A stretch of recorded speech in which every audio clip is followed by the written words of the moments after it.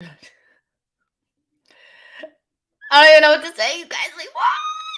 Oh my gosh, what a game. What a game. Yes, Gooners. Come on, you Gunners. Let's do it.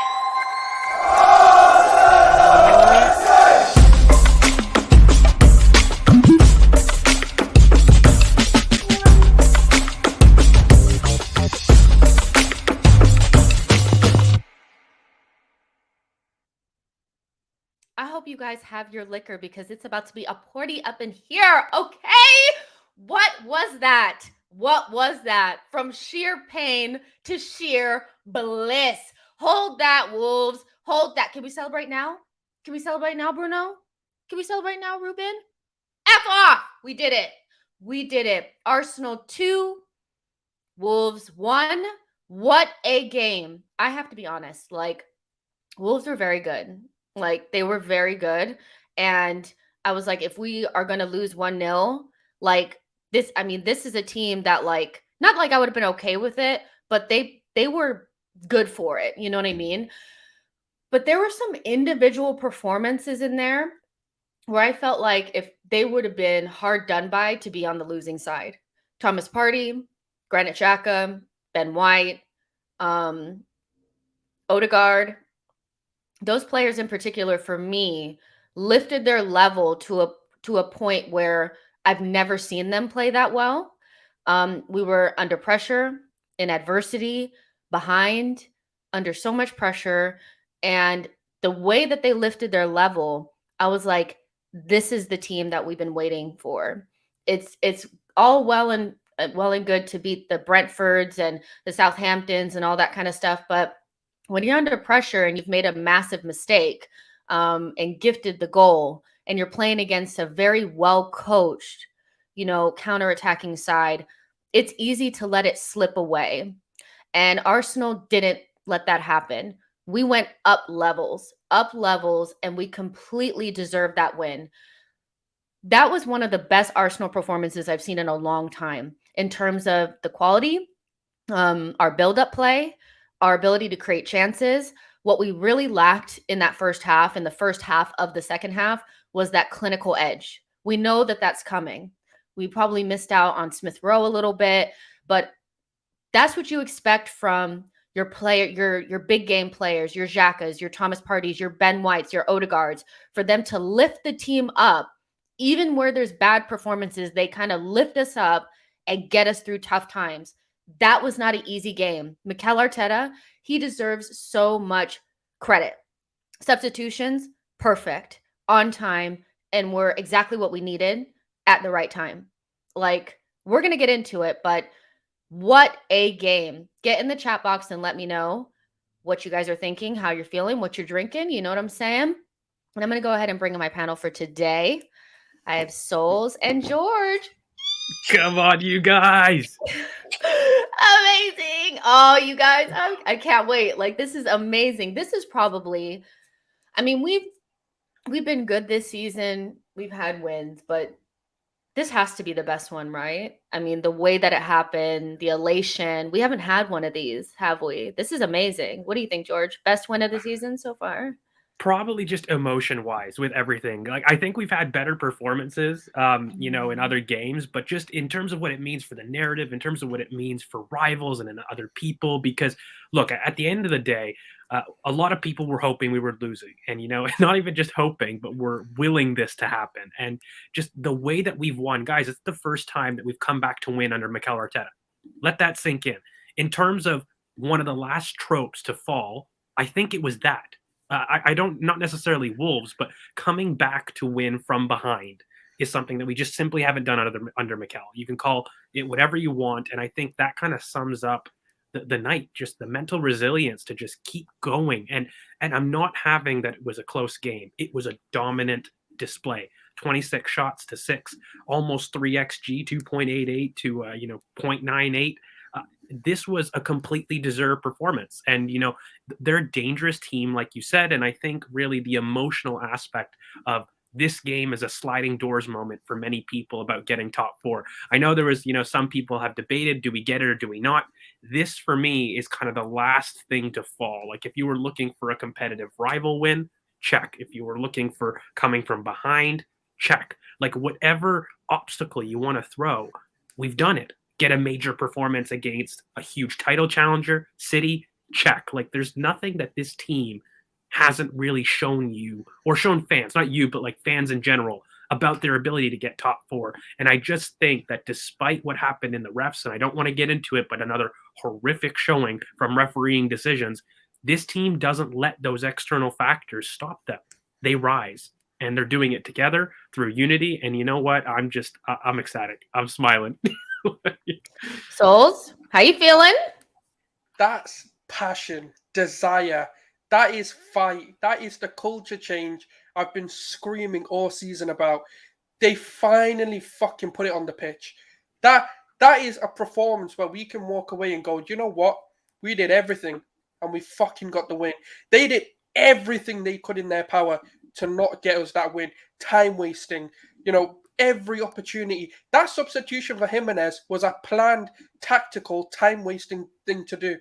Bullshit that the board wasn't working. That was your number came up, you fucking get off that pitch. Then you can scream and cry about anything. But guess what? We didn't let that get to us and hold that. Yeah, we are now going to celebrate. And do you know what Lacazette did after that game? I fucking loved it. I wish he ran up to Ruben Neves. I went, yeah, come on, lad. Now what, dickhead? Yeah, shower. You know what? I'm so happy because it looked like we did it again. We bottled it again. And that's what it was looking like. Not because of the performance, not because of how we played, but just because of the way things were going, weren't clinical. And it would have been that narrative again, only if we bought a striker in January. And it's so especially poetic. because an ex-striker of ours, I saw that. I was like, oh my God. And you know what? That, to be fair, the Aubameyang finish was top quality, top corner. First time, it was a confident finish. So, and I even tweeted it. It's just the cherry on the top that Aubameyang goes and scores today. But you know what? This is what we've asked for. We've asked for, and don't forget, right? It's not only the first time Arteta has gone from losing to winning.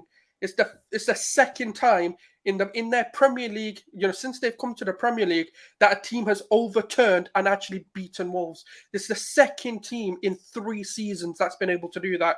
That, for me, is impressive. No matter how you look at it, the only team to do it, I believe, was Manchester City, and that was that season. This was this season that they're able to do that. So, for me, massive. That is incredible. Because 9 minutes in, you give them a goal, the odds are against you. Wolves are going to sit back. They're going to be able to hold and absorb the pressure. They've done it against many better quality teams than what we've got, but we managed to do it. And that, for me, is a statement to the Premier League. That is a statement to every single top 4 rival. That is statement. And guess what? It was an Arteta masterclass. I don't care what anyone has to say. That is all on Arteta today. The substitutions were bang on. And yeah, that's all I've got to say. One thing that I will say is that, to be a top team, you have to be able to go behind and still win games. There are teams in this league, in particular Liverpool and Man City, who even when they go down a goal, you kind of know that they're still going to be in it. And I think it's that knowing, because you've done it before, that there's a goal coming. And even if you kind of stutter in the beginning, you can come back. And that's the type of muscle memory that this team needs to build up. We have overcome so many other things, like George has already kind of said, but this is a big piece of the puzzle, is going down and being able to come back and being resilient even when things go against you. I saw early on in the match that we should have gotten a penalty. I'm pretty sure, if I had to give a percentage to how that, I would say that was at least a 90% penalty. You know what I mean? The only, I could see a little bit, but it was a penalty. I don't know if they were it's too early in the game or what it is, but they just didn't want to give it. And I saw as soon as Gabriel did what he did, then it was oh, well, the referees are against us and all this kind of stuff. One of my biggest things that I feel like this team needs to be able to build on is nobody's going to save you but you. And you can't count on the referees. They're shit. They're shit. VAR is shit. Every single referee is shit. We can call for them to be better, but they're crap. You know, if we're the better team and we play better, it won't matter what they do. This is a very, very good lesson that things can go against you, but you can still turn it around. And so that's the type of muscle memory that I want this team to build up, because if you want to be a top team, right, these are the type of games that you need to have. Yeah, I mean, look, I think we kind of proved it even in the last game. I mean, for me, 3 Stonewall penalties, again, not given. We didn't let that affect our resilience. Look, the best thing that I can probably say, and the biggest compliment that I can say to this team, is that, again, they don't let external factors influence their play. Last year, it wasn't just referees, but say Granit Xhaka goes down injured. It doesn't matter this year. People step up. Like, if it's a refereeing decision, which we know we get, and by the way, it's not a conspiracy theory. You look at the factual numbers, okay? Arsenal have 7 more red cards than, the next player. In terms of the totality of fouls, they have the second least fouls, but the most red cards. Like, the rate of red cards is far more than anybody in the league. And the closest competitor is more than 2 times. So I'm not having that there's no conspiracy. There's very valid arguments, but who cares about that? I say on one hand, you can call a spade and say that we're not getting the rub of the green. We're not getting the 50-50 calls. We are judged more harshly than other teams, but that doesn't matter because this team is so good that they don't let external factors influence their game and their play. They say, no matter what, you can try to keep us down, but we won't do it. And I just think that this game was the culmination of that. The last narrative for even me to admit that I didn't really have a defense for with Mikel was, we haven't come back from behind to beat a team. It just factually hasn't happened. I know that there's context, there's stuff involved to that, but I had to hold my hands up and be like, okay, that's a problem. Like, we need to fix that. We bloody did that against top 4 rivals. We're the first team, I think, in the league to take 6 points from Wolves. I need to double check that, but I haven't seen many teams do that to Wolves.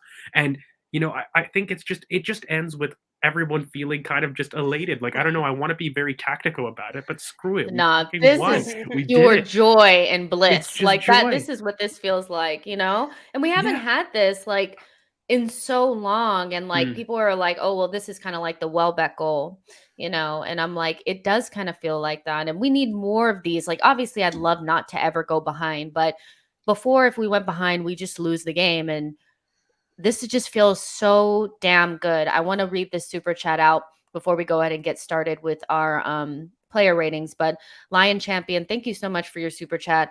Lion Champion says Pepe is the best finisher at the club. Brilliant cameo from him, and I'm sure that he will get a very, very good rating. Let's start off with Ramsdale.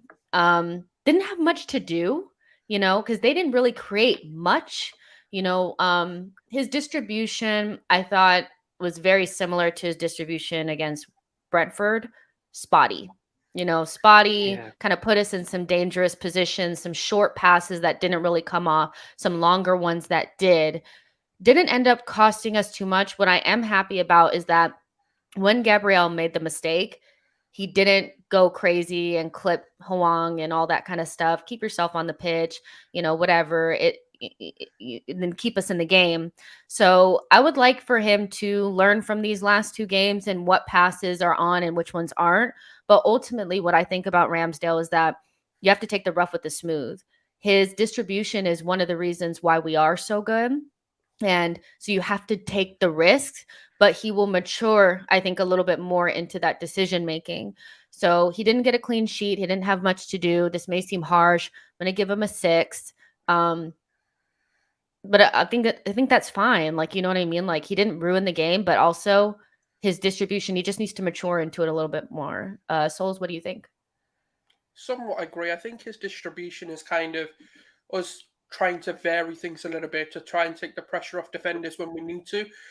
Also, I quite like it. I know it's spotty and I know it can put us in a dangerous position, but when he does go and clip it wide to, sort of Martinelli, or, well, it's mainly Martinelli. It's rarely Saka. It's usually when he passes it to Ben White.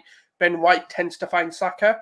I think it can work, but it's just not the right game for it, because Wolves do like to sort of not sit back per se, but they are a lot lower in terms of their line, and it's harder for a player to kind of get the ball and run in. So it probably would work, just not a team like a Burnley, like Wolves, who are very sort of defensively minded. Even against Spurs, you don't do stuff like this. So I think is good, and I understand why we need to have it in games and why we're showing this varied sort of distribution. Because if we don't do it and then we all of a sudden do it, it's not going to be smooth and it's going to be very rough when we do it.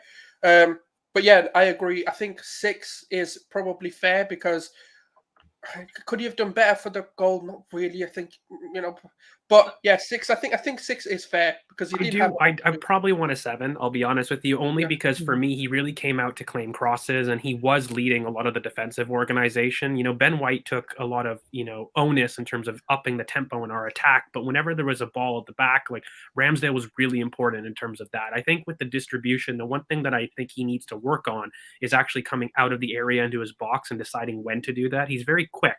He's able to do it, but his decision making about when to come out is a little bit iffy. And while everyone will go and focus on Gabriel, I would watch it back. I do think Ramsdale can do better to close down the angle in that situation. And I'm not blaming him because, Gabriel puts him in a bad spot. But his reaction to that, it was a little off. I would have Maybe rather his reaction should have been more similar to kind of what he did against Brighton. Remember, Ben White had one of those like shakier, he was out so quickly that he was able to nick the ball. Yeah, there was a little bit of that for me too. Like he wasn't as front-footed as he could have done in that situation. But I mean, also when Jose saw, ironically, the reverse fixture had a very similar scenario, he made himself quite big. Like I don't think Ramsdale quite did that. He was a little bit back-footed. If you guys watch, like when kind of Chan Lee, I'm not going to attempt the first name because people are going to call out my pronunciation, but the touch to kind of take it wide, he's already backpedaling. He's kind of on his heels, and I think that for me is what he has to improve on kind of as a goalkeeper. But his claiming acrosses was really good, and it was releasing a lot of pressure, especially towards the last 25 minutes. There's a lot of really good performances, but I think what he did was he pushed the tempo. He kept telling everybody to go up. If you notice, he's yelling at the back line, stop with the lateral passes, get it up. And so I think that was really important, just in tempo, because I felt that the goal was coming, but if we were to slow down, we've seen that story with Arsenal before, and I think he was a big reason why the line didn't drop, and we have seen that in previous games. So that's my only thing, but probably semantics. Yeah, for sure. Yeah, he wasn't bad, but like it wasn't a Ramsdale performance where you need to give him man of the match because they really didn't create much. So I think it's fine,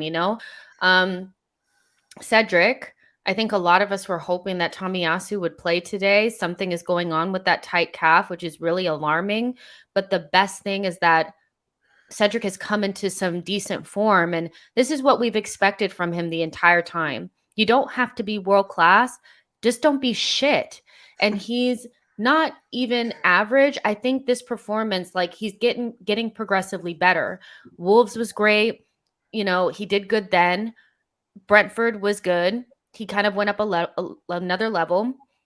And this one was really good. I thought he was so composed on the ball.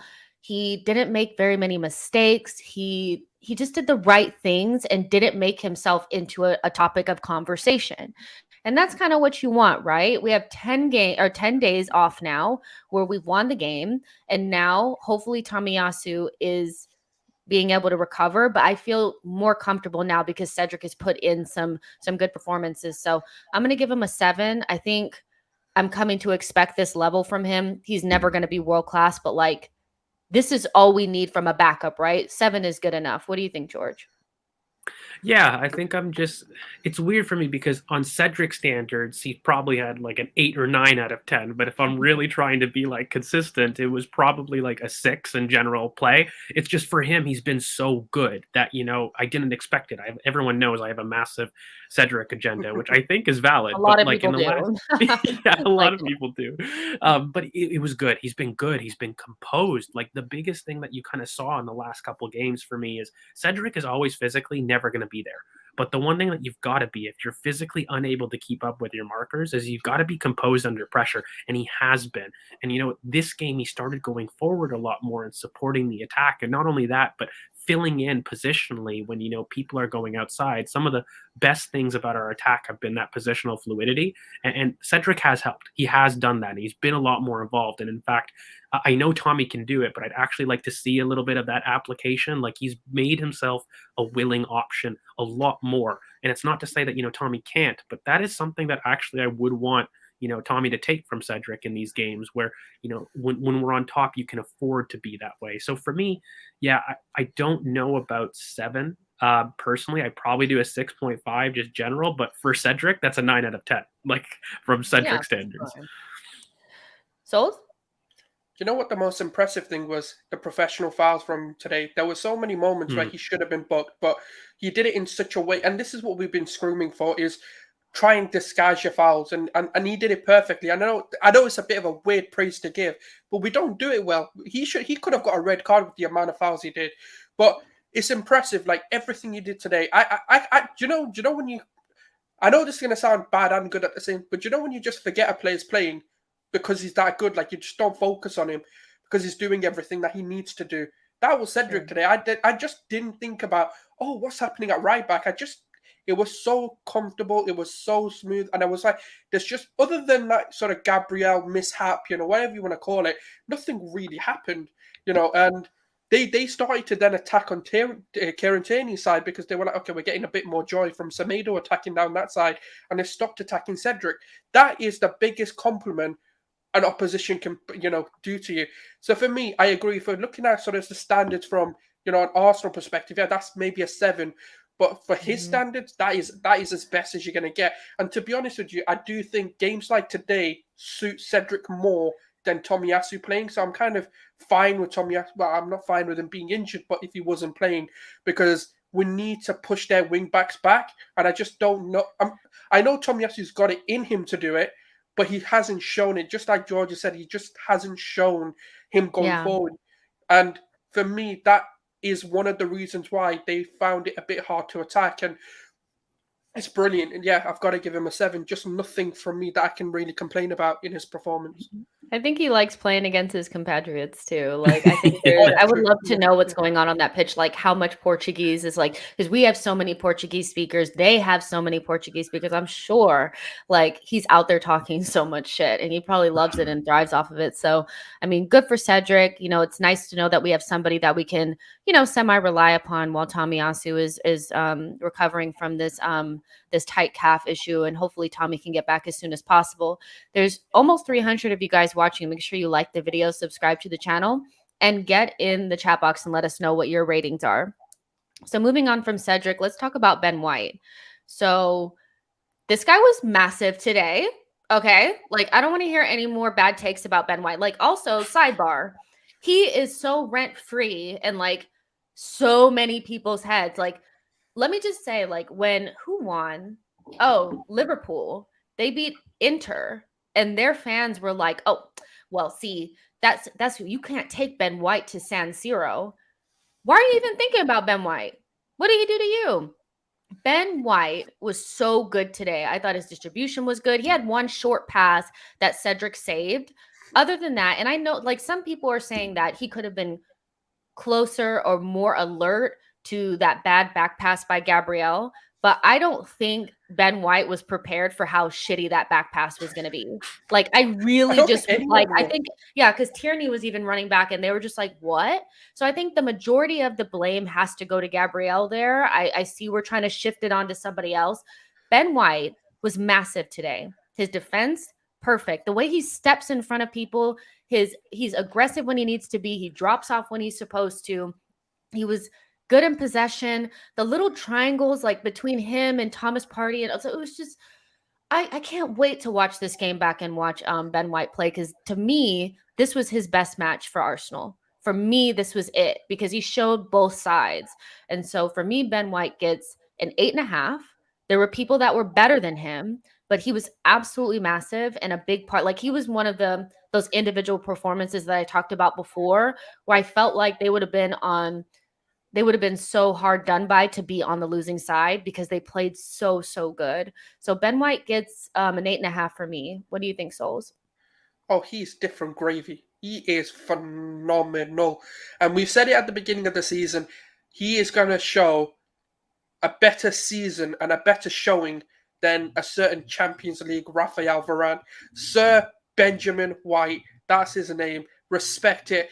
I don't want to hear no slander. He is arguably one of our best players, let alone our best defender. And for me, like today, every time his distribution, his drive, he was making things happen. He was just, and he's so fluid with it. It's like, it's incredible. It's honestly just something different. We've not had this in such a long time, and it's just how confident he is. He's a cocky little motherfucker. That's what I call him. He's like just a little. It's like he doesn't care. You can press him, he'll turn you.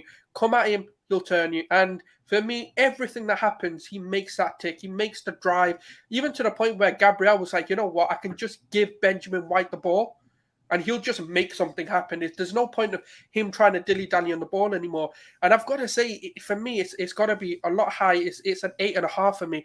And I know that's high, but it was because of when the team was kind of in that situation where they're trying to make something happen, his levels just increased.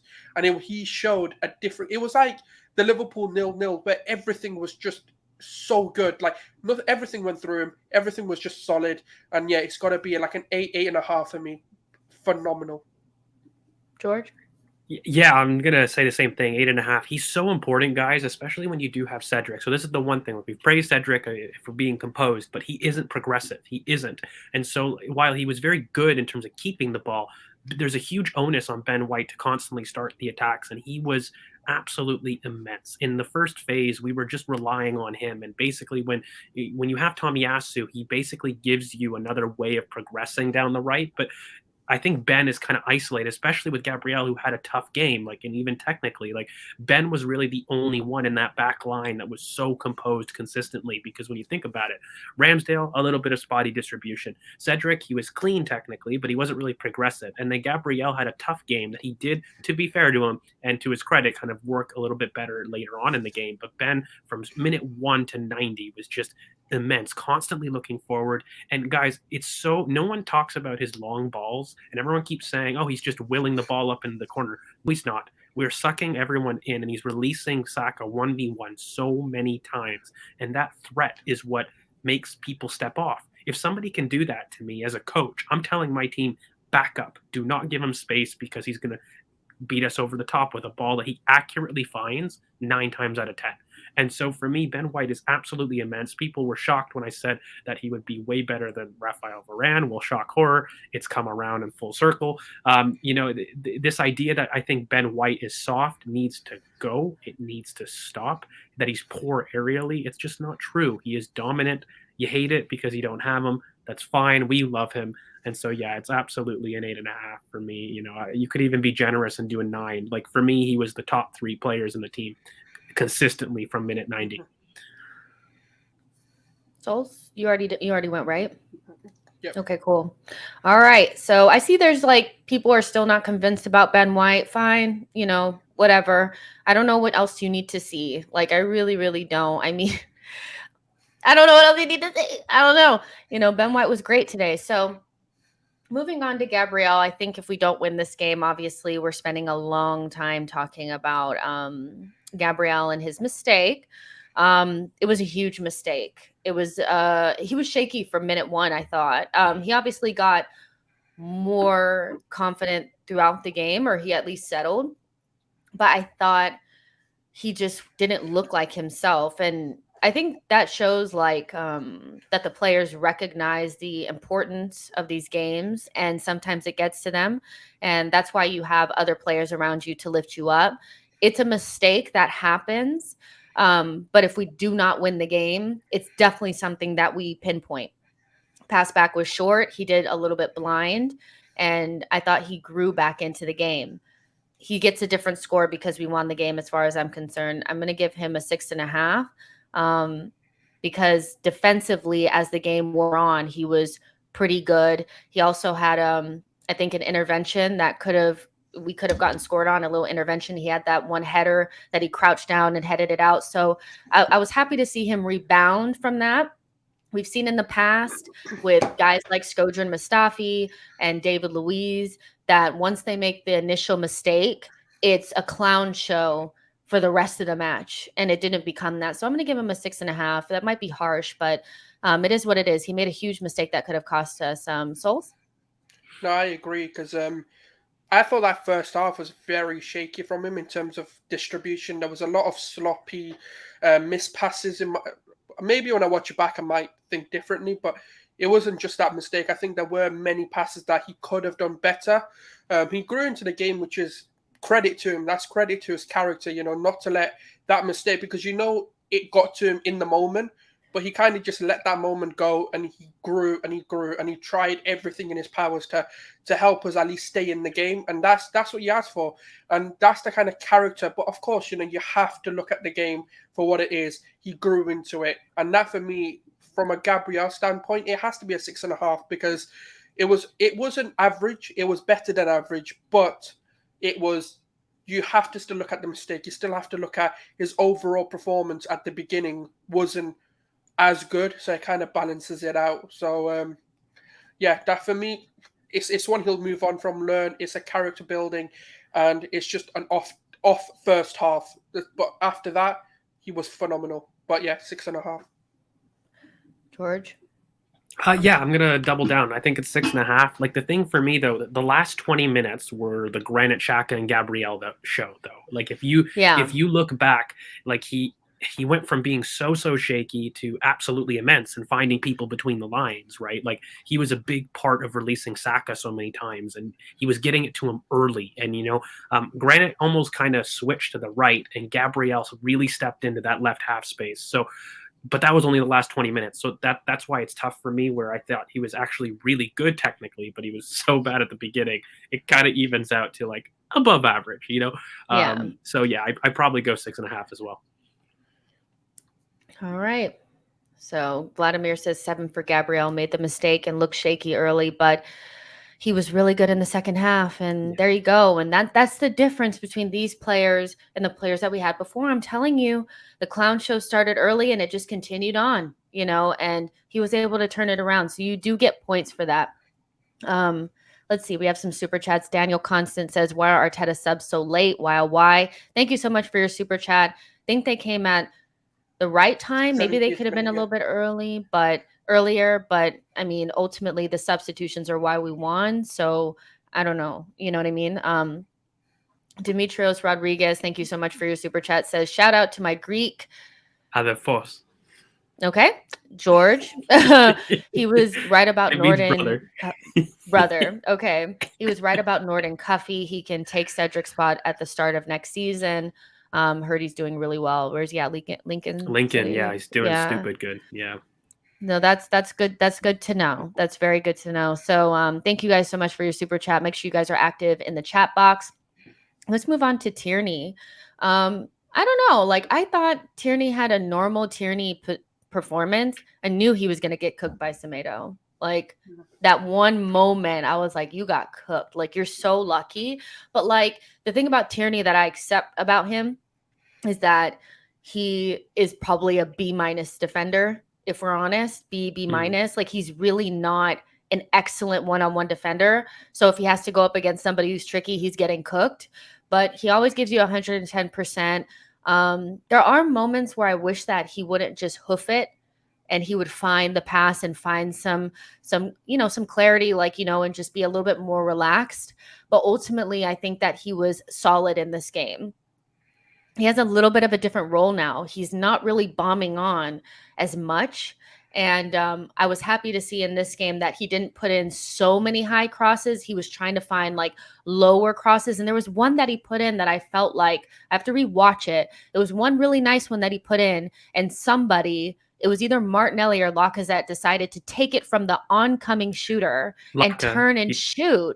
Yeah. And I was like, what are you doing? That Odegaard was free. Yeah. That was a classic Tierney, where that's what I'm looking for Tierney. He has variation to his game. We just haven't seen it. So it wasn't his best performance, but ultimately it was a Tierney performance. Better than Brentford for me, but not quite his best. So I'm actually going to give him a 7. I thought he was above average, but not amazing. Souls, what do you think?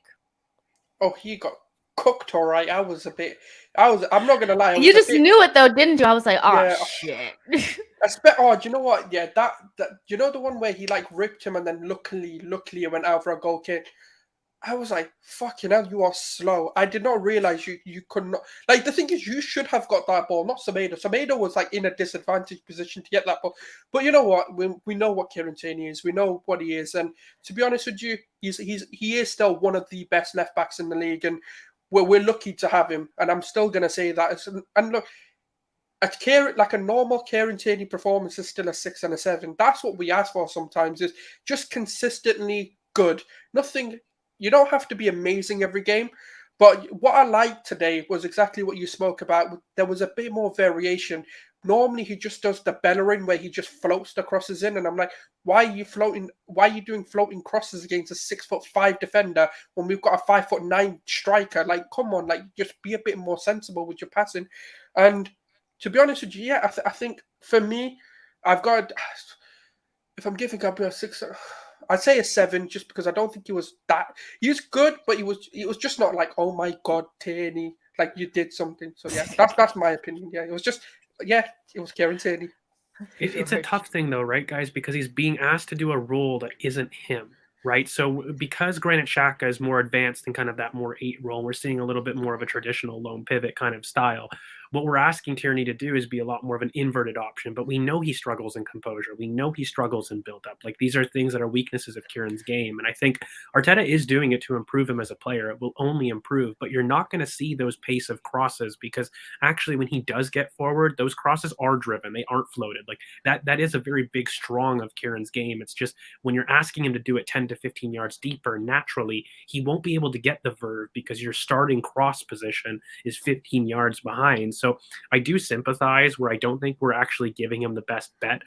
Tierney also has probably the biggest acceleration of anybody in this team, but he was caught flat-footed, and I think what he does awareness-wise is, he doesn't clock his positioning because he's not used to it. He's used to starting up the pitch much higher, and when it's a foot race between him and he's got to catch somebody, he's elite. Like, I guarantee you, if Tierney was running from behind, he would meet Semedo. That wasn't the issue of pace. I think it was a much more of a positioning issue and awareness, and he was like, I'm struggling to get my distances correct because he is starting in a different role. But I'm kind of with you guys. I don't really have too much to add in terms of the points. I probably would put him a 7. I'm not putting him below Gabriel or at equal because he was better. It's just he wasn't I think, Souls, you put it really well. He wasn't the Tierney that we know, so to speak, but that doesn't mean he was bad. So it's a different role. It's a little bit more reserved. And so naturally, unless you do a Cancelo Trivala spin, you're not going to get the 9 out of 10 in that role, right? So for me, probably a 7. The one thing I do need him to improve on, though, is his composure in the box specifically. So that's come from his Scottish days, right? Just get it out. Put it line. Just boom it. Yeah. Just boom it. But like, mate, we don't need that. We need a little bit more composure. This isn't Scotland, so put your foot on the ball. Don't worry. Don't panic. So that's the thing he really needs to improve for me, as well as some of his awareness on wingers. Because again, I don't think it's a physical issue. A lot of it has been misjudging his distances here. And I think that's because of his role. Like, he's not wide. Even when he defends the box, he's in between the 18 and the 6-yard box. Whereas before, he was defending outside the 18. So it is a little bit of a different kind of mindset. But yeah, 7 for me. Can I just give a quick Tomiyasu update? Yeah, let me just read this really quick. The True Sets Free, thank you so much for your super chat. True Sets Free says, celebrate, carpe diem. Thank you so much. I really appreciate that. Souls, you're up. Yeah, so Arteta's just said that it wasn't his initial calf injury that he had. He actually injured his other calf. So that's great. Fucking hell, he's just recovered. That's normal. So is it one of those where it's like you're trying so hard not to hurt your other one that you overcompensate and end up injuring the other? It's actually the other way around. In physio, when you do actually hurt your calf and stuff, what happens is you strengthen that muscle, but you've overcompensated to a degree, and the other one doesn't get the attention it deserves because you're constantly focusing on one side. So even though it was injured, I know it's tough to understand, but you overstrength it, and then the other one becomes weaker. So this is just very common when you're coming back with muscular injuries. In fact, it's 9 days away from Watford. I wouldn't be surprised if he's in contention for Watford. It's unlikely to be a major strain. It was probably just something that he felt, and they were like, okay, no chances. We're not risking you, so we'll take you out. Yeah, let's. Funky Bunky asked a question about Tavares, and Funky Bunky asked, "Do you think Tavares is better defensively?" I don't think so. And when I think about the Tavares thing, I'm like, what is this going to do to disrupt the unit? The unit, like, we're so good defensively because of the unit. I know we always want to like tinker with it. And when Tierney has a game where he's not, scoring goals and getting assists and all that kind of stuff, which sometimes has something to do with the people that are in the box, it doesn't have much to do with him. Or he has one moment where he gets beat by Semedo. Newsflash, Semedo is very, very quick and just got the best of him, and it happens. So we always want to like, okay, well, what about Tavares? Tavares did that thing that minute that he came in where he over dribbles and loses the ball. And I think Tierney makes better decisions in possession than Tavares does. And the unit is better with Tierney. Tavares is going to have to do a lot, in my opinion, to displace probably what's going to be our future captain, you guys. Like, you know what I mean? Like, Tavares going to have to do a lot. He's very quick, so he can make up the distance when he gets beat. But I don't think he's a better one-on-one defender. I think he's probably not as good of a defender, but just physically more dynamic, and he has 2 feet. That's probably where he edges Tierney, is his two-footedness. He's better in build-up, right? Like, he is built for that inverted role, though, right? Like, even when Tavares dribbles, he's actually poor on the outside. He's far better on the inside. And when you've got like a touchline winger like that, it's complementary profiles, right? And they're miles apart defensively. I don't have to pull up really like the Liverpool performances and stuff like that. Like, Tierney's a far better 1v1 defender. Again, he's just struggling with some of the distances, and he's in a poor period of form, but like defensively, they're eons apart. That's where Tavares really has to improve, whereas some of the things kind of deeper, Tierney has to improve, and that's just because of the differences between the two. But his two-footedness is what gets him out of trouble, though, being deeper, because it opens up all the angles, right? Like, when you're so one-footed like you are with Tierney, and he does struggle with his kind of gait or how he positions himself, it can be tough for him to kind of progress play.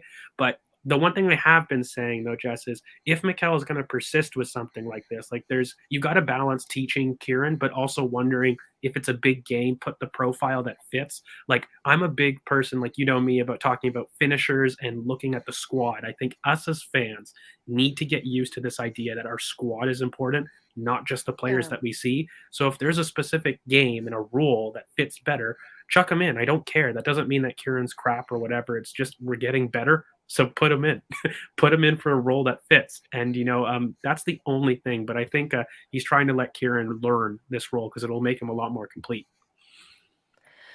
Souls, you said you read Bruno Lage's comments. What did he have to say? I'll get it up quickly. I've got it. Yeah, it was about, like, obviously, what did you think about the celebrations? They actually asked him. And, it's going to be somewhere deep now, isn't it? There it is. Football is about that, about celebrating goals. When you win the last minute, you need to celebrate in the best way you can, because it's very hard to win games in the Premier League. For me, it's not a problem. So he's taking a dig at his own players there, like saying that, look, they had to celebrate. Well, the way that we beat them both times is the reason why he had to speak out so much on it was because of what Ruben Neves and Cody said.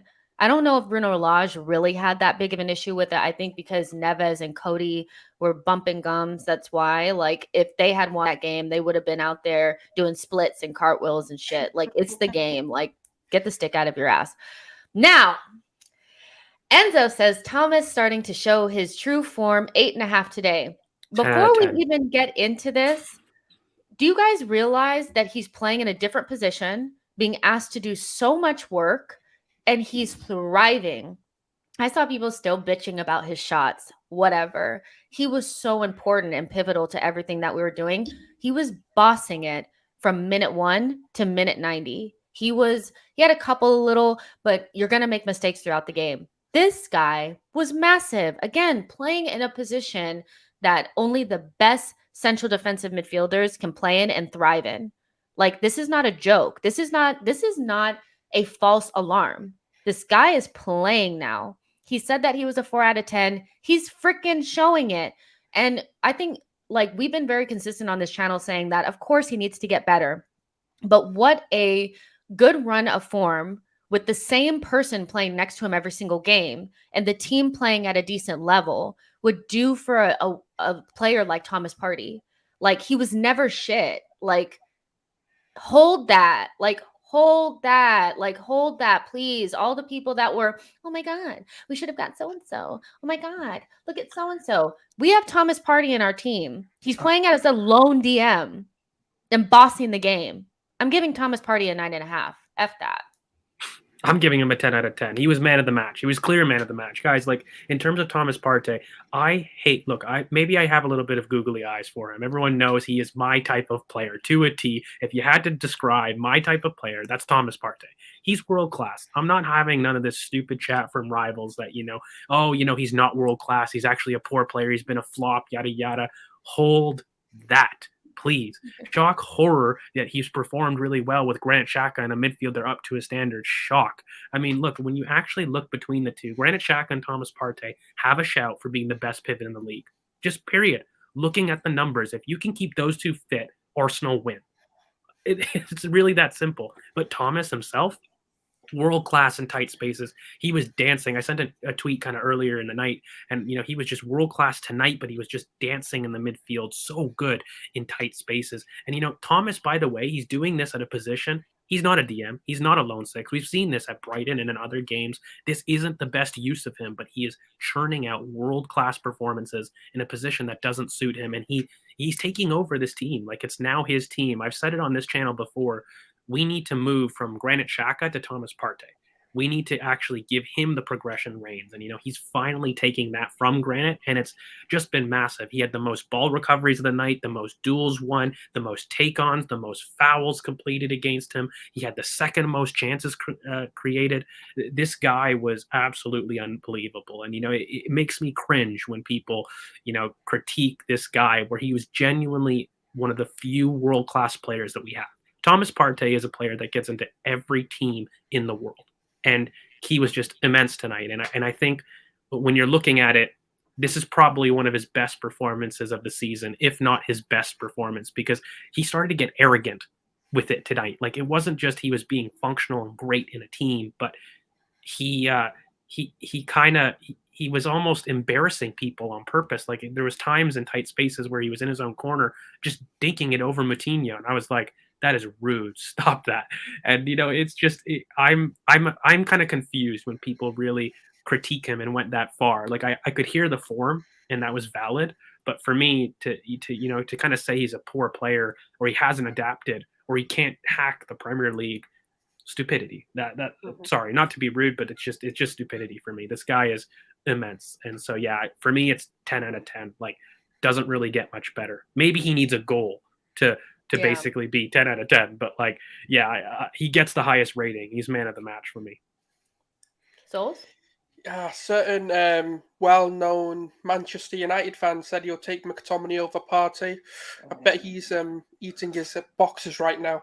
That ludicrous take. But hey, I guess, you know what? People just don't understand football, and that's fine. And today, he showed his class. And you know what? I actually quite liked when he said I'm a 4 out of 10, because it's so easy for people, especially footballers, to be like, nah, I'm a 6, I'm a 7, I'm an 8, I'm a 9, without really looking back at themselves and going, actually, I've been pretty shit. And that's basically what he was saying without saying he was poor. And he's stepped up levels, like, to play a position that he really isn't. He's a box to box. We know that he's not a traditional number 6, even if you want to play him in that position. And he's taken it. He's not one of those players that's complained. And you know what? Atletico Madrid fans had a nickname for him. They called him the Octopus because he did everything. It was like he had, sort of 8 legs in a way. And today, that's what he showed. He was recovering the ball well, tackling well. And do you know what? Yeah, I know this is going to sound a bit crazy, but I think that's because of Xhaka's leadership, because he does calm him down. He does, the way. It's a weird influence that, kind of transpires in this team, where we've got a leader in the back line, we've got a leader in midfield, and we've got a leader at the top as well. And they're all vocal leaders. And today, he was different gravy. Every time he touched the ball, he Cruyff turned, like he was pirouetting. It was just what we wanted to see. This is the £45 million midfielder that we wanted to see. And more of it. Like, yes, his shots are shit. Okay, we know that. We know he plays rugby when he shoots. We get all of that. We know, it's high and wide and all of. But for me, other than a goal, that is near right perfect. You couldn't ask for anything better. And yeah, I have to give a 9 because obviously he didn't get the goal, but it was phenomenal. I hope it continues. That's my only thing. I hope it continues. I mean, he's been good for so long. Like and you don't have to have these types of performances every single game. I think that's what kind of irritates me, is that some games don't require him to be this monster. You know what I mean? Like the Man City game required it. This game definitely required it. But other games where we're playing against like Southampton and Brentford and stuff, he's cruising. Like he doesn't need to do all that because we're so much better than those teams. It doesn't matter. He's been good for a while. Like this whole he's not doing anything. It's just such BS. Everything goes through him. And ever since he decided to take ownership, he's been, and as Georgia said, he's moving from functional to straight up sickening. Like some of the stuff that he's doing, I'm just like, damn, and I'm with somebody in the comments said, did Neves even play? I'm sorry. We've watched Ruben Neves twice. I don't want him at Arsenal. Like, because he ain't doing nothing against us, so I don't want him anywhere near this team. Even Xhaka scored it. That's what I was like. Xhaka was better than him. Like it was. Lacazette outpaced Ruben Neves, guys. Like it was ass. You know what it is though, Jess. Like in reality, just really quickly, like this is a classic case, I think, of Arsenal fans doing shiny toy syndrome. I call it, where you basically have somebody like Granit Xhaka, who everybody has said, great player, but we need to move on from his profile ultimately to advance as a club. I think that's a line that everybody has said. And then when you look at somebody like a Ruben Neves, you're getting the same thing, but worse. Like you're looking at a guy that maybe you can get a little bit more on the ball, but he is worse athletically and he is worse positionally. We saw it all of this game. Like, I'm sorry, Ruben Neves was turned massively in this game. He was losing the ball. He was really poor in transition. And yeah, he was outpaced by Lacazette. So this is why, like, I've never been a fan of his in particular, but I think this is just a case of, fans sometimes doing shiny toy syndrome when they're looking at some of the profiles and looking at what would actually move us better. Because if we're going in that direction, if we want a DLP, no problem. It's not what I want, but if we do, make sure that you upgrade. And, you have to be fair kind of when you're looking at a player like that, because, yeah, Neves really struggled. Yeah, he was dominated, period. Yeah. So there you go. I mean, Thomas Partey was so good today. It was insane. So now let's talk about Granit Xhaka. So I thought it took him a minute to really get into that particular role. We know he's playing out of position as well. I know in his younger days, he did play more of like a 10-8 role. But as he's gotten older, he has dropped further back and played more of like a deep line playmaker /6. And so for him to be playing out of position and to take onus in the second half to really try to make things happen, I'm not a big Granit Xhaka fan. I still think we need to move on from him, but that is what I expect. And because of January and the way things unfolded, I do feel like Granit Xhaka and Thomas Partey in particular really need to step up and get us into top 4. If they don't play well, we're not going to make it, and so they kind of have to play well every single game. And I think Granit Xhaka did so good today, and he was smart. He didn't do anything stupid. I wasn't like, oh, the red card is coming. Good, Granit. Good game. I'm going to give him an 8.5. Playing out of position, definitely not as good as Granit as Thomas Partey, but wow, like I thought he was so good, especially in the second half. I'll get him an 8.5. So what do you think? Fam, someone gave him salsa lessons at halftime. He was moving. He was actually turning, and I was like, whoa. And there was actually a moment in the second half where he actually spun Neves, and I was like, is this Grant? I had to rewind. I was like, nah, this can't be Granit Xhaka. He was phenomenal. Like, in terms of that comeback, that is as good as you're going to get. That's what we've been asking for. And I think that is what Wenger wanted to sign. When he went for Granit Xhaka over Kante, like one of the most controversial decisions in probably Arsenal history. But that is the performance we've been looking for. And if he can do that on a consistent basis, look, he's good enough. Like, that is the kind of player we need. And for me, it was excellent today. Like, there was nothing that I can sit there and go, he could have done this, he could have done that. Everything Granit Xhaka did today was exactly what we've asked for. And, for me, it's an 8 because there's someone else that's going to get an 8.5. I think he was just slightly better, but just not as good as Partey. And, he sparked something, and I quite liked his performance. Other than maybe getting a goal, I do think his leadership, and especially every time Wolves, started time wasting, especially in the Raul Jimenez, he took onus and I think he dealt with the referee in the right way, where he didn't get booked, he didn't get sort of onto the referee's radar, but he handled the situations well with Lacazette, of course. And yeah, I've got to say, it was one of, in my opinion, it's probably the best performance I've seen from him from memory. Anyway, there might be a better one, I don't know, but that's an 8 for me. That is exactly what we need from him. Yeah, I think it's totally an 8 for me because, to be fair, I do think that he struggled in the first half. Especially on the ball. He's always really great off the ball, and like even in this new role, he still hasn't really quite clocked in what to do in possession. But that's also again not his fault. He's got a little bit of the Kieran Tierney syndrome, where putting him high is not where he's comfortable. He is comfortable a lot deeper, and so those things about on the ball, I feel very very tough about criticizing him for. But again, the reason that we changed this game, some people will talk about the subs, but it was Granit Xhaka. Watch it back. That man had a 10 out of 10 performance for the last 20 minutes. And so for me, he still gets an 8 just on average because he did have a poor kind of first half for me. But again, the last 20 minutes, he was the reason that we really changed gears. And, he didn't let the game go to him. He went to the game. So he switched. He went onto the right.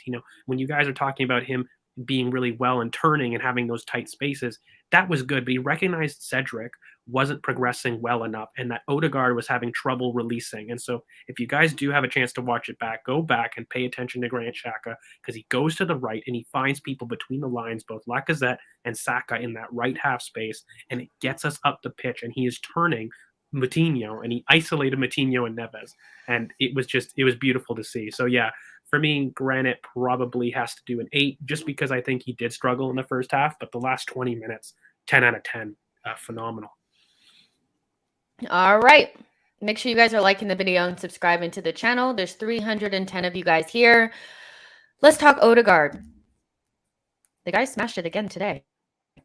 I thought he was mustard. I thought good on the ball, making things happen. Of course, once Wolves started to really pack it in, we did need to add other players in to create more openings because he couldn't do it on his own.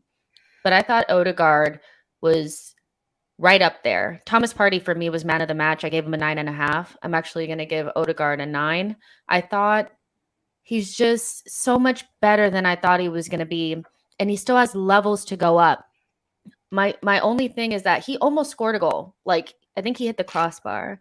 He needs to take more shots. Yeah, he needs to take more shots. Fucking robbed him of a goal, basically. Well, yeah, you know what it is? He's also got to stop. He's really poor with his weak foot. And so he's getting chances in the game, and he's doing that. But what Odegaard has been doing really, really well is he is starting to overlap a lot more. A lot of times on this channel, I've said he doesn't go into out enough. He's not doing that. He is now doing it. That positional fluidity is really there. He's become a lot more secure in contact. He's riding challenges a lot more. It's not a case of the Brightons. It's not a case of being physical with him, shakes him off the ball. He's taking ownership in that way, and that's how he decides the tone, right? And if you're gonna be that type of player who athletically can't quite do that, like at Brentford, I thought that he lost stamina. Here, he was a lot better choosing his moments about when he could go. And to be fair to him, he had an immense off the ball performance today. I think there was a couple moments on the ball that showed his quality, especially dink passes for Martinelli, and even that freaking dummy. I mean, maybe that's not technically on the ball, but the man is getting. The players are getting arrogant. They're getting a little arrogant. but you know what, Jess? This is the up that you get with youngsters, right? When we talk about new signings, some of the things that I don't think we do as fans is how much will Saka improve, who's 20? How much will ESR improve, who's 21? How much will these guys show us? So yeah, for me, in terms of a rating, for me, I think it was tough. I didn't have him as high as yourself, Jess. I had personally Ben White a little bit higher. I probably had him 8.5, though, very much semantics. I thought he was one of the better performances on the night. The only thing for me is I just need him to use his weak foot more, because again, there was a moment in this game in the first half. He had a shot, it was delayed, and he could have had a goal. He did the same versus Brentford. And so I think if we can get out of his head that he is not on loan in a sense. And what I mean by that, before people take it bad, is I think he has protected his past stats as a career for so long because he's only ever at a club for 6 months a year. And so what that means is he's not aggressive with his passing. Like when I see a pass completion from Odegaard of 89% or 90, I get upset. I want it to be 60 because he has the technique to really push the issue, become more vertical. And when he does it, he looks good. He looks good. So for me, I kind of want him to do that a little bit more and add this stuff to his game, which he is. And so I'm getting excited because he's now starting to do a lot of the things that I kind of critiqued him for, especially going in and out and also being a lot more secure on the ball physically. You can't brush him off anymore. So I think that he deserves his kind of 8.5 today for being a tempo setter. I think he had like 19 passes into the box out of our 52. So in terms of the final third, he was definitely dictating stuff. I just want him to be more aggressive. I think if he adds that aggressive streak, in addition to the off the ball work and all of that stuff, and he doesn't look as hesitant to shoot or pass, I think there's a level that he can go up, and we'll see that. But yeah, 8.5. Souls? Yeah, no, I agree with the rating. Everyone knows on this channel already, like he is my pick. He was someone that I've raved about for many, many months, and he's now showing, some of that brilliance. And I've said it all along. This is just the beginning of Odegaard. This is nowhere near the final product. And I think, if sort of patterns and trends and history is anything to go by under Mikel Arteta, is how much weak foots have improved. Like even if you look at Bukayo Saka, for example, he's now so much more comfortable using his right foot than he was last season. I do believe Odegaard will develop that. It is something which, we all know he needs work on. He's 23, but if we're looking at other players, he has the ability to develop those attributes, and we've seen it. He does. The thing is, he's got like a mild killer instinct. It's in him because we've seen it. Like, when you look at the Spurs game, he got us the goal. When you look at games at the beginning of the season, he's got it in him to want to score, but sometimes, when these responsibilities come onto him where he's needing to be the creator, I do think he could have got a goal if Lacazette didn't get in his way. I think that was perfect Odegaard strike. That was his trademark goal, but it happens. But I think for me, 8.5, phenomenal. And you know what's more exciting? This is, and I'm telling you, this is just like, this is him. And there's levels to go for him. If he really wants to unlock that potential, there's so many levels to go for him, and there's so much more he can improve on. And he's this good already, and we're saying this is what he can do. That for me is scary. Yeah, 100%. There's like 330 of you guys watching. Make sure you like the video, subscribe to the channel. George has to hop off, so I want to get his final thoughts on the match. Yeah, honestly, guys, instead of highlighting individual actions on a day like today, you got to highlight the team. You got to highlight what this club is doing, and we have an opportunity to do something very special. I had a chance, just as we're talking, to flip through kind of Mikel's comments, and he kind of echoed the same thing, and that's probably what I'm going to do for this game. It hit the hurdle. This is the first time that we've come back from losing or a poor position kind of in the Premier League under Mikel. That's huge for us. I don't think there is another obstacle when you're looking at this team. What haven't they proved? And I think from a young squad's kind of perspective, it's a huge thing for the mentality. It's a huge thing for really, the rivals and that kind of stuff. So for me, on a day where, we just performed super, super well, I really think that this is a time for the team to deserve its flowers. I don't want to cause player or manager role. Just give the team its flowers because they've shown their consistency. They've shown their verve, their mental resilience, whatever you want to highlight, whatever trope you want to do, they have proved it. And look, I'm going to keep the same line consistent that I have from the beginning of the season. Guys, it's consistency against games outside the top 6. That is what is going to get us top 4. So the big thing now is we are very happy with this performance. We love it, but we don't just jump out of our pants and say everything's fine and dandy. We just need to keep this consistency for those teams outside the top 6. And I think we're going to be where I felt that we would be from preseason. So yeah, big thing. Enjoy the win, guys. I love coming back and talking here, but yeah, this was just immense. I'm smiling ear to ear. All right, George, we'll see you soon. All right. Bye, guys. Bye. Souls, what were you pouring over there? I didn't realize. Everybody can hear it. I didn't. Oh, my All god, right, that's so I'm a funny. hour. Everybody It was was like, amateur hour. no, it's cool, I but know I'm the only one who didn't hear it because couldn't hear it. no worries. So let's keep going. So I'm gonna say for sure, I thought the forward players really struggled. Like I thought Saka struggled. I thought Martinelli really struggled. And I thought Lacazette, if he had not gotten that goal, which obviously has now been ruled as an own goal, I think we're saying some really probably harsh things about the guys playing up top. But I'll start off with Martinelli. I just think off of the back of Emile Smith-Rowe's performance against Brentford, you really have to put in the work. You have to, and not to say that he wasn't working hard, but he just kind of floated in and out of the game. He really didn't have that connectivity. He really didn't take his man on that much. He seemed almost distracted, like he wasn't that tenacious Martinelli. I don't know if he still had that red card in his head or really what it was, but it just kind of felt like a very peripheral like performance from Martinelli. I thought he was probably one of the worst, probably the worst player on the pitch, if I'm honest. Like, and I know Lacazette was really bad, but I just expected more. We needed him to score a goal. We needed him to do something. And so I have to be honest that when it got down to it, and I was thinking to myself, like, Pepe needs to come on, who needs to come off? As bad as Lacazette was, I wanted Martinelli to come off. Like, I didn't think he added anything, to be honest. So he really struggled. I'm going to give him a 5. Did he even have a shot? Like, honestly, like, I think he had like one, maybe. Like, I don't know. He was not great. And in 10 days, we'll see where ESR is. But ESR, he's done it. I think he's pushed his way back into the starting lineup, and Martinelli has to sit based on this performance and the fact that he hasn't scored a goal since, I think, Leeds. That was like 4 games ago, maybe 5 games ago. Yeah, give him a 5. Souls, what do you think about Martinelli? Oh, do you know what's it's so gutting because ESR's like, yeah, fam, I'm ill. Yeah, it's your time to take over again.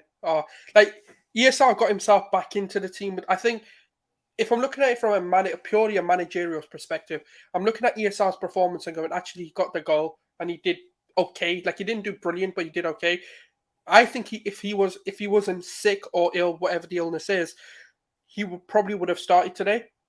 So for the fact that Martinelli came on and was so unaffected, and it's not his fault because I just don't see him as a winger. He's a very head down, very striker-esque. And to be honest, I think for me, Lacazette should have come off. Martinelli goes into the middle and Pepe comes on. I got like half the equation right. Pepe did come on, but for Martinelli.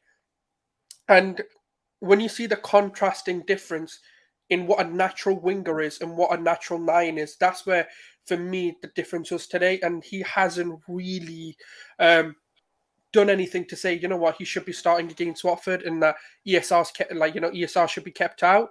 Which, you know what, it's a good thing because it keeps the competitive nature, it keeps the fire in them. And today it was just a really poor game. Even defensively, I don't think he really did anything. So yeah, it's just a poor game. It happens. He's young and he is developing, and we forget he has come from a long-term injury, and he's as good as he hit the ground running.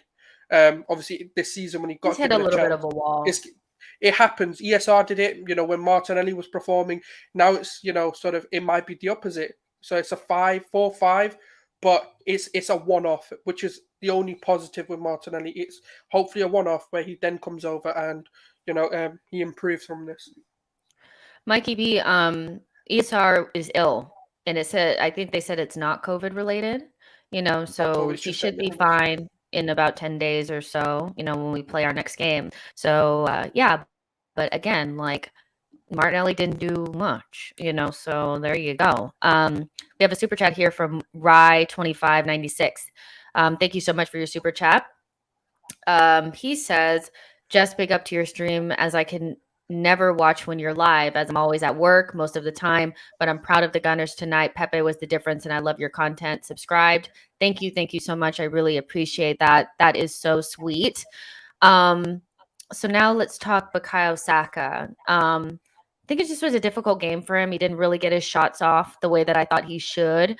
There was a time where like he got the ball and I just thought, shoot, like he passed it off to Thomas Partey And I was like, that's you on your left foot. Why are you passing it to Thomas Partey? And it was a difficult game for our guys up front. I think everybody behind them did what they were supposed to do. And really our forward players let us down. And I kind of think that this is kind of what we expect. Hold on. Yeah, I kind of think that this is what we expect a little bit with these young players plus Lacazette. We know how Lacazette is, and we know our young players are going to go through some touchy periods. So yeah, I didn't think Saka played very well, to be honest. I think he really struggled. He didn't really get past his man. There were so many times where I thought he had his man beat, and he just didn't get the cross off, or he didn't get the shot off. So for me, I'm going to give Saka probably a 6 that he may not really deserve. When I watch it back, he was more in the game than Martinelli, because we started to really go down the right-hand side. But I think it was more Pepe when he came on, Odegaard and Xhaka, that were really running the right-hand side. And even when Saka went to the left, he didn't really do anything. I know you guys are saying my sound and mic sounds crackly. I'm going to let Souls go ahead and say what he wants to say about Saka, and then I'll come back. Okay? Souls, go ahead. Yeah, no, I kind of agree. I think with Saka, he was more sort of in the game, like he was more just in the game in terms of just a participant rather than someone who was actively trying to make a difference. But it's one of those where he's going to learn from this. He's young, and I think it's going to come time where, and this is the only downside to Saka, when he has a lot of games to play. And yes, we've had a bit of a break between Brentford and Wolves, but it's still kind of 3 games in a period of like sort of 2 weeks where that's when he becomes a bit lackluster. He becomes a bit fatigued, and that's where the big issue for him is. But I don't know if he had such a bad game. I'd say probably a 7 out of 10. I think he tried. There were some shots that were a bit off from him, a bit of hesitancy. There was no composure when he did get those opportunities, especially when sort of Ben White played it over the top in his first opportunity where he stayed onside. I think he just really thought he was offside, and he didn't try and take that shot on when he should have. But, like Jay Retto saying there, he constantly had 2-3 players on him. And, and that's a big issue. It's something that he needs to learn to overcome. Sometimes he actually had 3 players on him, and they had, sort of the wing back, Aït-Nouri, Saiss, and a midfielder on him. So it's very difficult. It's very difficult for a player that's only 20, that's had, what is it now, his 3rd season or coming to a 3rd season in an Arsenal shirt. It's always going to be difficult. It's going to be a very hard task for him to overcome and a lesson for him to learn, but he will get there. And I think he is getting wiser. He's using both feet, and especially when he went on to the left-hand side when Pepe came on, I seen a bit more threat, and he was using his weaker foot. He was using his right foot a lot more effectively, getting into those positions that he needed to. And, a lot of people, I do think it was one of his poorer games, but even his poor games aren't that bad. I think it's, sort of, I'd say the lowest we'd ever rate him is like a 6, or, and that's kind of good. Some people saying, a lot of people agree it's being double teamed, and, I'm past worrying about, a lot of people saying they're not worried about Saka's fitness, and it's just one of those things that you learn. And there's a lot of 5.5. What did you guys rate Saka's performance? Because for me, I thought it was like a 6, maybe a 7, but that might just be my sort of bias towards Saka. I thought it was similar to Kieran Tierney, where he was just in the game. I don't know what he did to really affect it, but yeah, no, that's kind of what my take on Saka is. It was similar to Tierney. It was just a Saka performance. It wasn't Starboy performance, but it wasn't, oh, he was shit and he didn't do anything. It was just Yeah, where Saka was being really good against like Leeds and Norwich and those teams, he really is just kind of went through like the true sets free, blah. Like it was just very predictable, and he needs to he's another one that needs to work on his final decision making, as well as his weak foot. He just has a ways to go, and I don't think he's found the answer quite yet to being triple teamed and quadruple teamed and all that kind of stuff. But we need the front line to be more clinical. Like they really have to start making the right decisions, and they were really poor. To be honest, Dev gives a 6.5, and there might be. I think when we get to Pepe, we could probably have a conversation about this. But let's talk about Lacazette first. He did all the things that you expect Lacazette to do, all the hard work and all that kind of stuff in the link up play. But his decision making in the final third, especially in the first half, and the first half of the second half was atrocious. And again, if he had not scored that goal, which of course is an own goal now, I think we'd be having that conversation again, about how we need a striker. We all know we need it, but it feels like we're going to continue to have these conversations. And I just look at Lacazette and I'm just like, get out of your freaking head. I know you can strike a ball. I know you can make better decisions. He's just, it was harsh. Like it really was. Like just watching, it was just like, you're just watching somebody that's devoid of confidence, and I know that he never was like a prolific scorer, but like he was better than what he is now. His shots are tame, they're just right at the keeper or way, way wide or way over. And it's just like, damn, if he doesn't score goals and Saka and Martinelli don't score goals, we need to do something else. There's other players that we probably need to look at. Lacazette, but because he wins us the game, essentially, I'm going to give him a 7. But if he had not gotten that, I'd be giving him a 4, literally. But it's such a big win and a big goal. And he also did did all that hard work. Like there was one time where he tracked back Matinho, like he did all the workmanship. I want to be generous and give him the 7. I thought the front line was so shit, whatever. I'll give him a 7. It really could be a 6.5. It really could be a 5. Like, it was so bad. But I'll give him a 7 because I'm being nice. What do you think, Souls? Oh, it's tough because obviously you've got to judge him as a striker more than you judge him as Lacazette. And I think on the whole, I would probably give him a 5. If he didn't get that goal, well, I know he didn't get the goal officially, but if he hadn't got that moment, I probably would have given him a 5 just because it's tough because we know what Lacazette is. He's like a Firmino type. He's not going to get the goals. But he's going to help us. But recently, we've seen a little bit of, he hasn't even done that.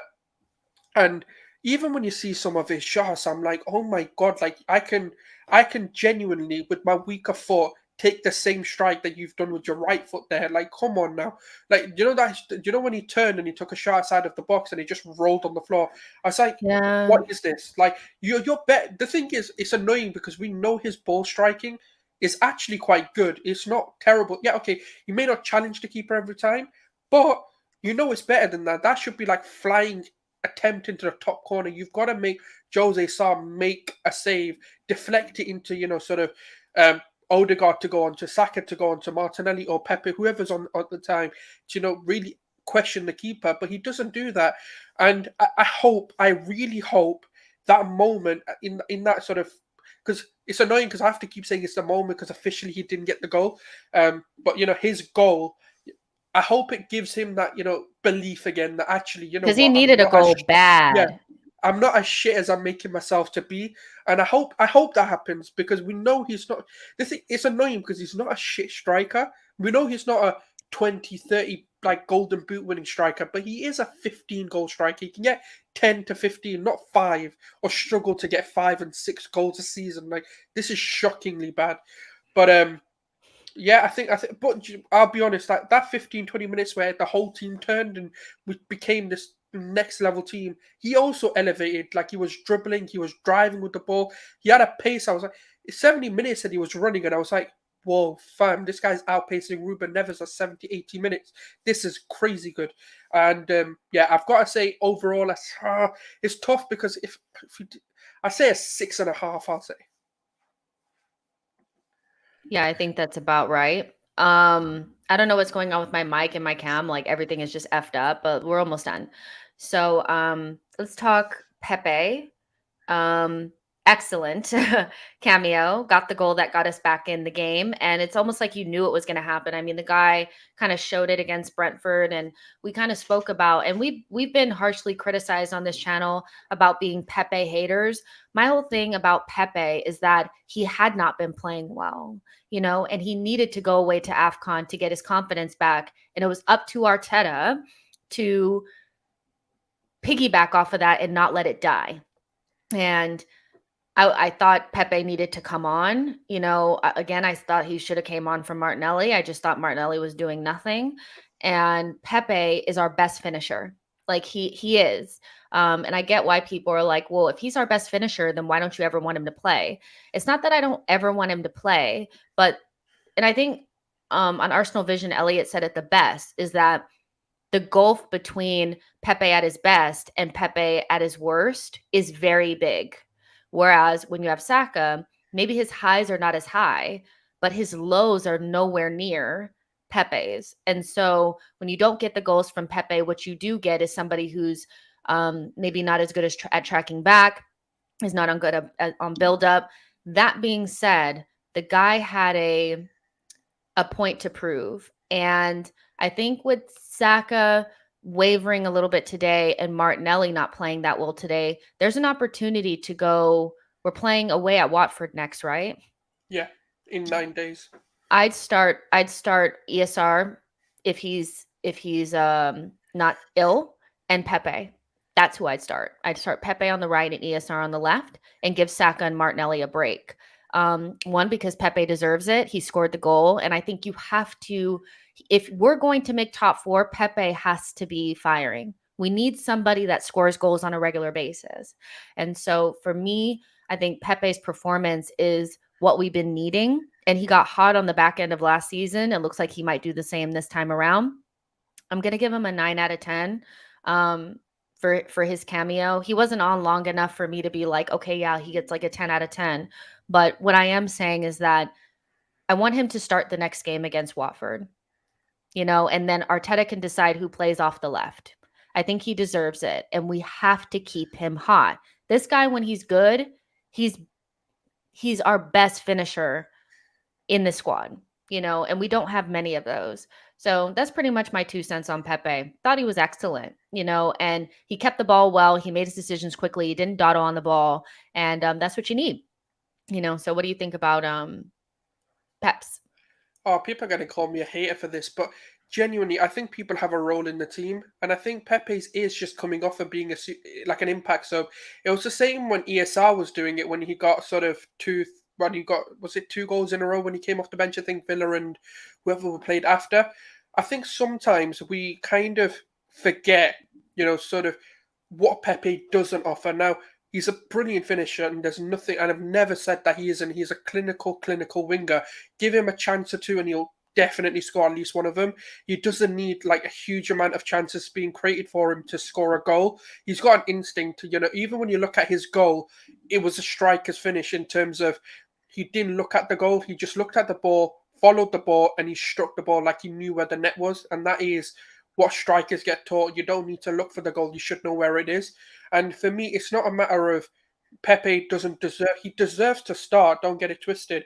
But I just think he doesn't offer us enough in build-up and that sort of defensive security for me to want to start him. He's more of a player when you're chasing a game, when you need a goal, bring him on. And sometimes, you know what? That is what a player is.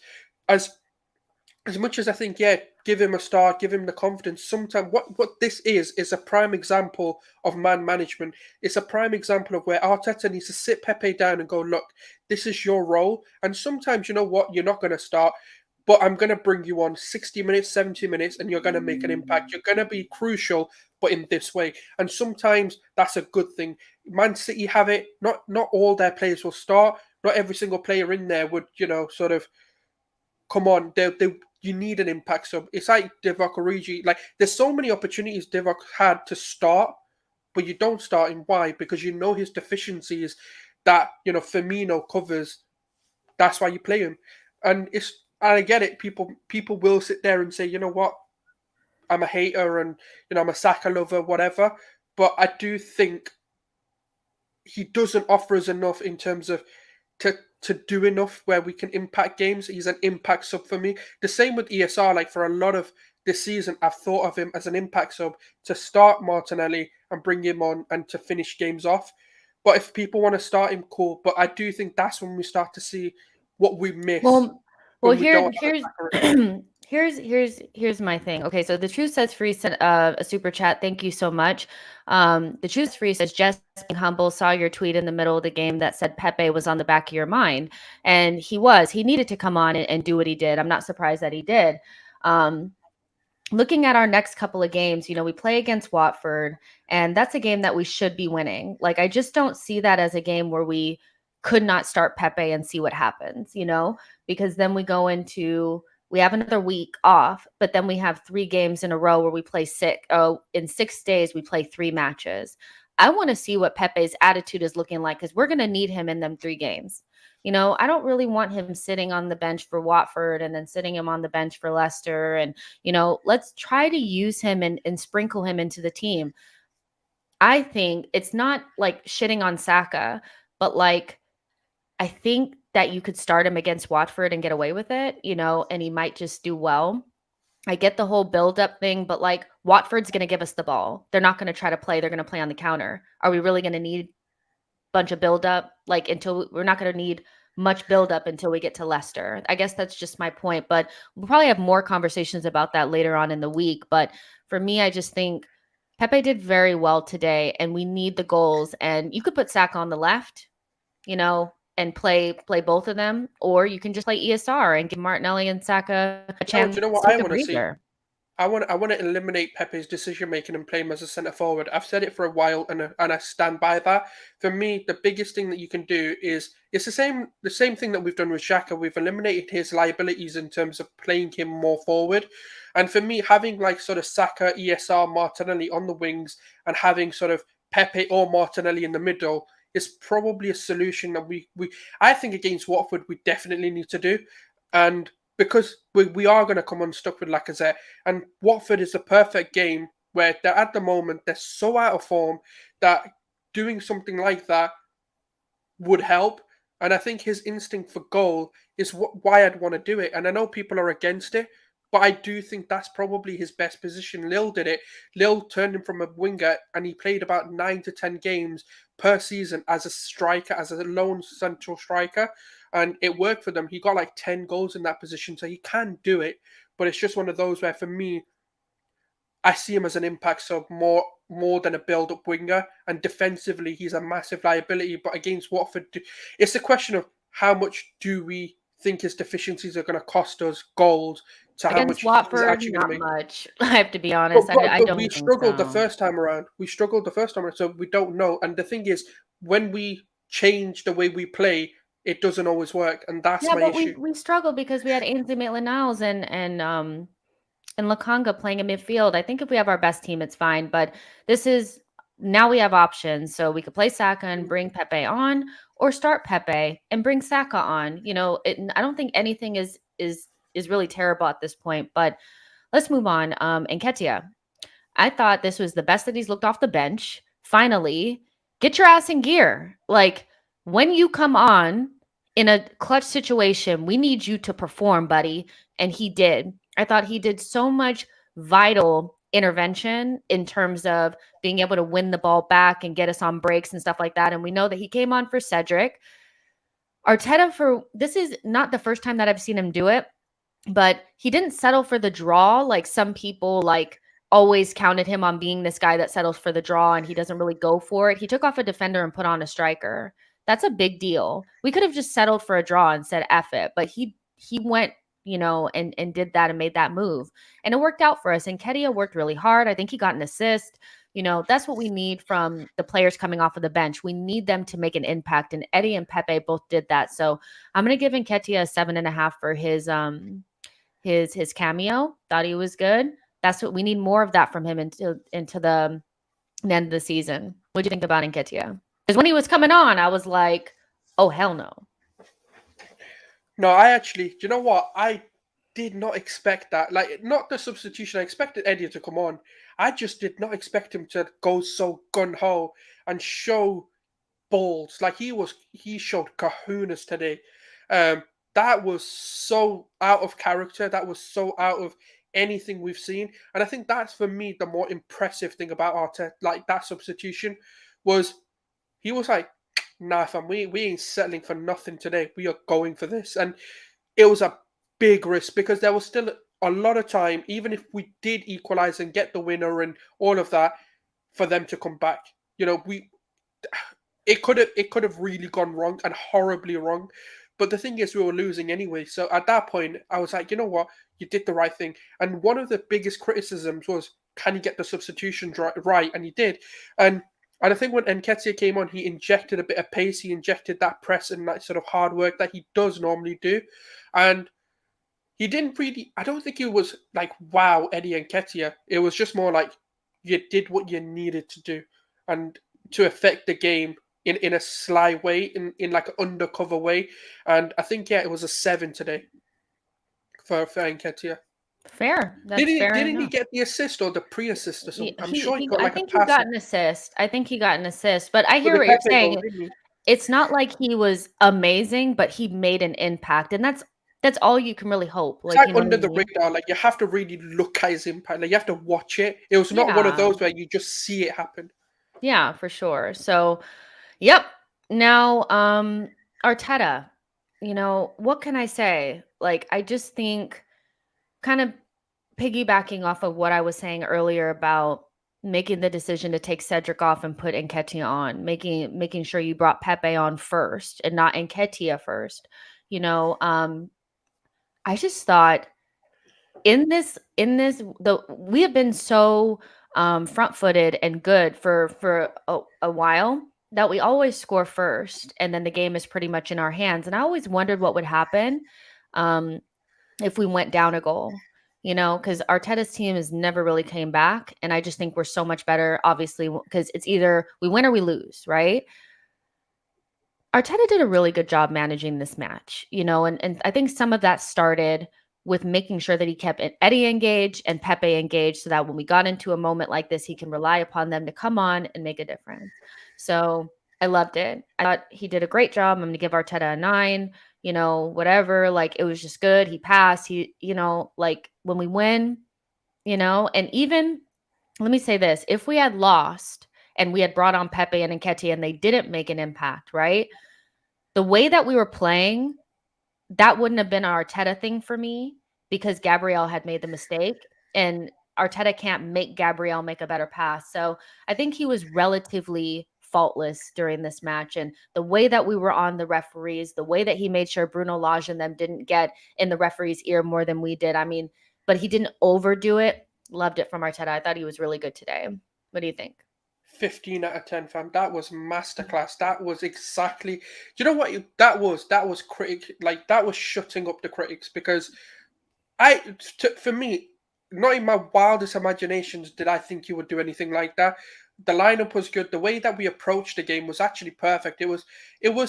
We would have lost that game in the most typical Arsenal fashion with a Gabriel mistake. Like it was just like, oh, for fuck, like we really like it was the narrative that we've said, like we are the creators of our own demise sometimes.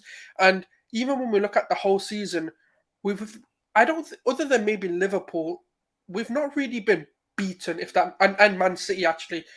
Yeah. We've not been beaten. It's more we've put ourselves in a position to lose in terms of making a mistake or getting a stupid red card. But today, even though something went against us in 10 minutes, like within 10 minutes, that's really early. And when you look at the stats and the odds, like of Wolves in their 3 seasons in the Premier League, even under Nuno into Bruno, like Lage obviously taking over now, they've only ever lost one game before where they've gone down. Or they've scored first, should I say, sorry. And we've never come back under Arteta. And I think that for me is like you couldn't do it against a tougher team. And for your substitutions to be firstly Pepe, which it's a bit of a, well, that's obvious, like you're going to do that. But then to do what he did next was Nketiah for Cedric was just like, wait, did you seriously just do that? Because for me, that was just like, huh? Where did this one come from? Because no one has seen that coming. He doesn't interrupt his system. And I think the only thing that we can maybe, I mean, in hindsight, we can't criticize it, is how late the substitutions were made. Yeah. Or was it perfect timing? Because now you can't complain because we won the game. It's not a draw. It's not anything. And I think the way we played was fantastic. And I mean, having 26 attempts, it's not his fault at that point. What happens? It's up to the players to put that in the net. Like, the manager can only set you up to get to that shooting position and to create those chances. After that, it's out of the manager's hand. The Gabriel mistake is out of the manager's hand. He's not telling them in training to make mistakes. He's not telling them to shoot the ball wide and off target. He's not doing that. Yeah. Of course, he's telling them to score goals. And for me, it was just such a. I was just like, I'm starting, like, I do love the club, but it's that, that sort of, oh my God, I just want to see them play. Just play tomorrow again for me, please. Like, I know we've just played, but I want to see them again. Just play again. Have a little five-a-side for me. Just play. And that's credit to Arteta. Like, he has done that. Yeah. Yeah, I mean, he's growing, and I think Yo-Yo said that the last two Wolves matches show how much that Arteta has grown. You know, in the past, we would have lost the game against Wolves at their place, going down to 10 men. And this match we would have lost because he wouldn't have been brave enough to pull off a defender and all of that. And he also just managed the players very well in the game. So he did a very good job today. And let's just do a quick rating for Martin Atkinson. And I just want to reiterate that this point is that I saw a lot of Arsenal fans gearing up to, blame this potential loss on Martin Atkinson before the match started and then after he didn't call the penalty. If we're good, it doesn't matter what they do. And I think that's going to be our best defense against these referees is stop talking about how poor they are and all that kind of stuff. Arteta said it as well, this whole talking about the red card, stop talking about it. And let's just play the game. We won because we're the better team and we didn't even get the penalty. That being said, that should have been a penalty. But what I do think Martin Atkinson did okay was he kind of let things go. He didn't give out a bunch of yellow cards. I think Saka was the only player on our team to get a yellow card. I don't know who got a yellow card on their team. I'm not sure if Ben White actually got clipped against Connor Cody. I think they may have been in and he gave the foul. So there were some things that went our way, some things that didn't. Ultimately, he's a shit ref just like the rest of them, giving him a 0. But yeah, I think if we're the better team, and we play our way, we won't have to rely on the margins from the ref to give us the win. You know what I mean? Yeah, no, I kind of agree. To be honest, like, I didn't really see anything too bad. I just wish that penalty was at least reviewed by VAR. Like, that's the only annoyance I think I'd have.